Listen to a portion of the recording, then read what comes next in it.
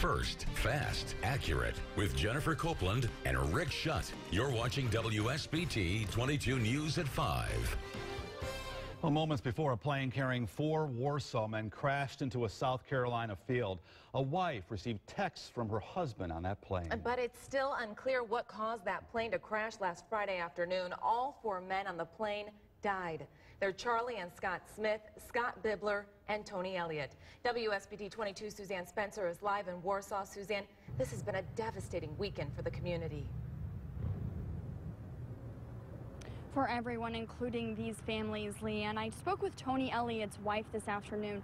She told me she was exchanging texts with her husband, Tony, just hours before he died. During that process of them being up in the plane, even while he was in the plane, she said they had also had a conversation earlier that day about the less than ideal conditions with all of the clouds in the sky on Friday afternoon. But she also told me about that moment she found out her husband had died. She described it as unbelievable, and that feeling is rippling across the community.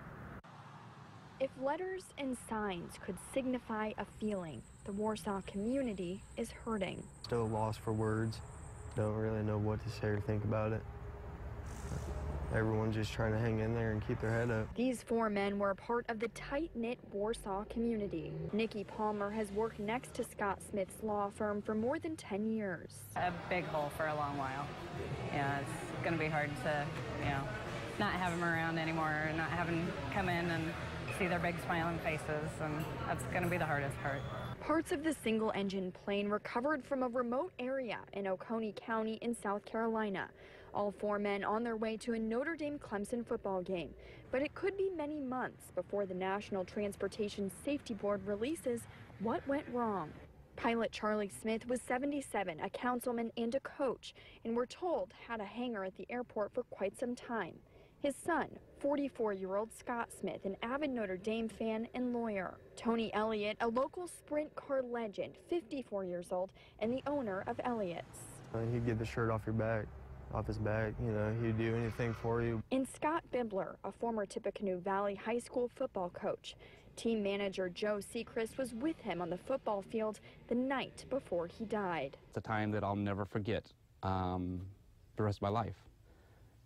My very close friend, I got to spend, some of his last hours with him, and that's a very special thing. We just learned moments ago that the Oconee County coroner determined the cause of death for Scott Bibler and Tony Elliott. Elliott died of chest trauma and a broken neck, while Bibler died from chest trauma due to blunt force trauma. And Suzanne, we still don't know what caused this crash. Right, Rick, there are still lots of unanswered questions about what happened inside of that plane. Now, we do know that they'll be documenting all of this wreckage, the NTSB that is, and once they finish documenting it, simply just finding all of the pieces, that's when they'll begin removing it all. After that, they take all of the pieces to Atlanta, where they pretty much reconstruct the entire plane and try to work and figure out what exactly happened inside of that. Now, I'm also told by NTSB officials that there was not any evidence of a fire when this plane crashed, and also there was not any evidence of a mechanical malfunction as of yet. But guys, this is a very early on in the investigation. It could be weeks before we see an initial report, could be months before we really determine what caused all of this. We're live in Warsaw. Suzanne Spencer, WSBT 22 News.